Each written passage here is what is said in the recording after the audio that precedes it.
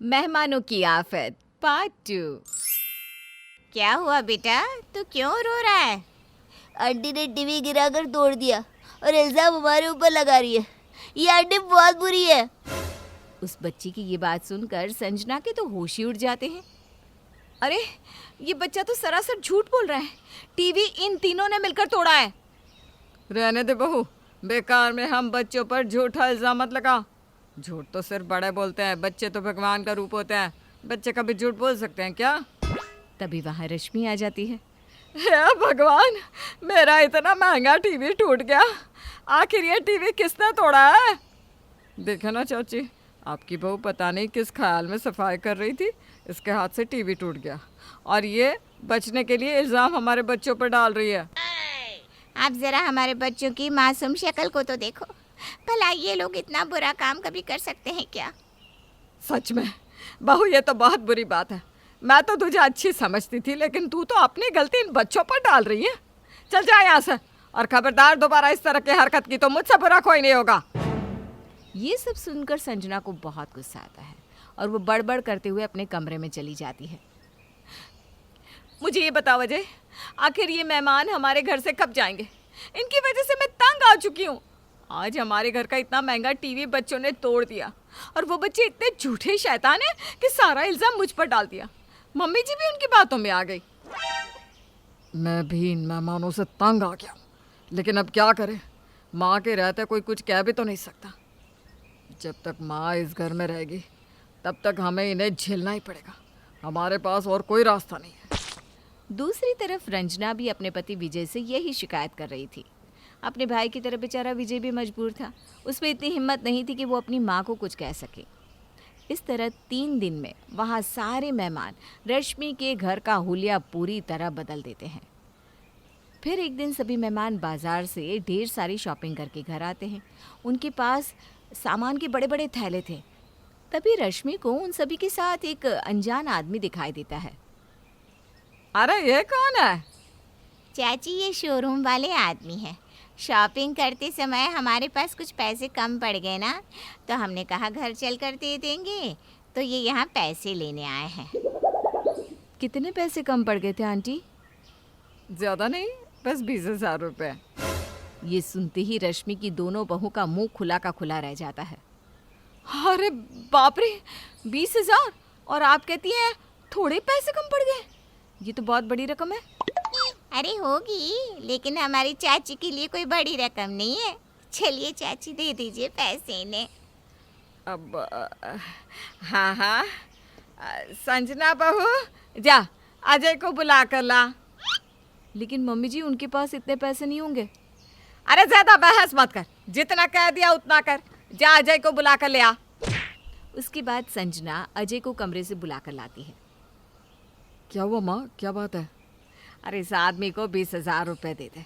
हमारे मेहमानों ने शॉपिंग की है और उनके पास पैसे कम पड़ गए थे। चल जल्दी से पैसे दे दे। लेकिन माँ, ये तो बहुत बड़ी रकम है। अरे मेरी जुबान से भी ज़्यादा बड़ी है क्या? है, मैंने कहा ना दे दे पैसे, मतलब दे दे। माँ, मेरे पास नगद पैसे नहीं है, मैं इसे ऑनलाइन ट्रांसफ़र कर देता हूँ। उसके बाद अजय उस आदमी के अकाउंट में पैसे ट्रांसफ़र कर देता है। फिर सारे मेहमान अपना अपना लाया हुआ सामान दिखाने लगते हैं। देखो तो ये सब कितनी चालाक है, इतनी सारी शॉपिंग करके आए हैं, ऊपर से इनकी शॉपिंग के पैसे हमें भरने पड़े, और ये सब हमारे लिए एक रुमाल तक नहीं लेकर आए। ये सब बातें करने से क्या फ़ायदा? ये सब हमारी सास की वजह से हो रहा है। मुझे तो लगता है ये मेहमान अगर कुछ दिन और इस घर में रह गए ना, तो ये घर पूरी तरह कंगाल हो जाएगा। इस तरह दोनों बहू मन मार कर वहाँ से चली जाती हैं। फिर अगले दिन, मम्मी जी एक बात पूछूं तो बुरा तो नहीं मानेंगी? अरे हाँ हाँ, पूछ, क्या पूछना चाहती है? हमारे मेहमानों को आए 1 हफ्ता हो चुका है, लेकिन ये लोग अभी तक वापस नहीं गए। तो तू क्या चाहती है, मैं उन्हें डंडे मारकर भगा दूँ? बेवकूफ़, मेहमान तो भगवान समान होते हैं, उनके बारे में ऐसा नहीं सोचना चाहिए। आपकी बात ठीक है मम्मी जी, लेकिन भगवान को भी तो इंसानों पर थोड़ा तरस खाना चाहिए ना। हमारे घर के मेहमान यहाँ किसी होटल की तरह रहते हैं।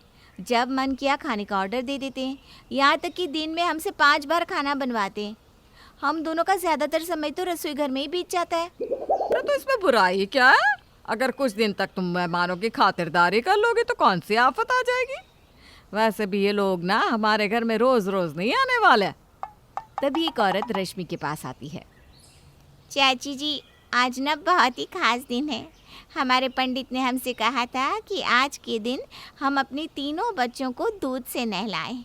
इससे हमारे बच्चों की उम्र लंबी हो जाएगी और इन्हें कोई बीमारी नहीं होगी। अब कहना क्या चाहती हैं? तुमने सुना नहीं क्या मैं क्या कहना चाहती हूँ? बाजार से ढेर सारा दूध मंगवा दो। हम अपने तीनों बच्चों को दूध से नहलाएंगे। अरे बाप रे, इन तीनों को नहलाने के लिए पता है कितना सारा दूध लगेगा?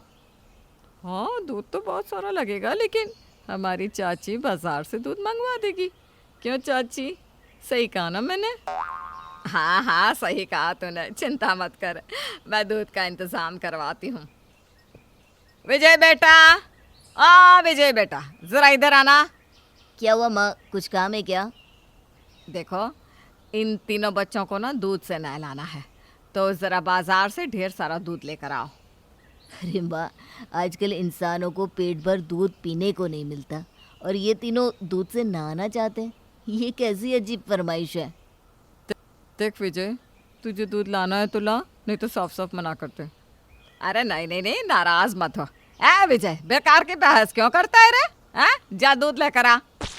उसके बाद विजय मन मार कर वहाँ से चला जाता है और थोड़ी देर के बाद दूध से भरे 2 ड्रम खरीद कर ले आता है।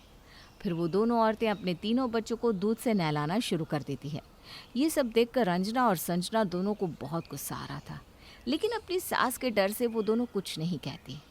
अरे वाह, आज हमारे बच्चे दूध से नहाकर कितने खूबसूरत लग रहे हैं। चलो इसी बात पर आज हम एक बड़े रेस्टोरेंट में खाना खाने जाएंगे।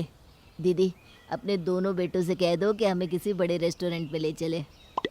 हाँ, रोज रोज घर का वही बेस्वाद खाना खाकर हम बोर हो चुके हैं। हम आज किसी 5 स्टार होटल में जाकर खाना खाएंगे।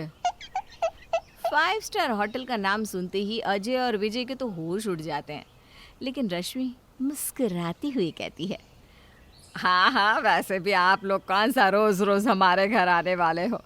ये दोनों आप सभी को 5 स्टार होटल ले जाएंगे। उसके बाद सभी लोग तैयार हो जाते हैं। अजय और विजय मन मार कर उन सभी को चलने के लिए कहते हैं, लेकिन तभी अचानक दरवाजे की घंटी बजती है।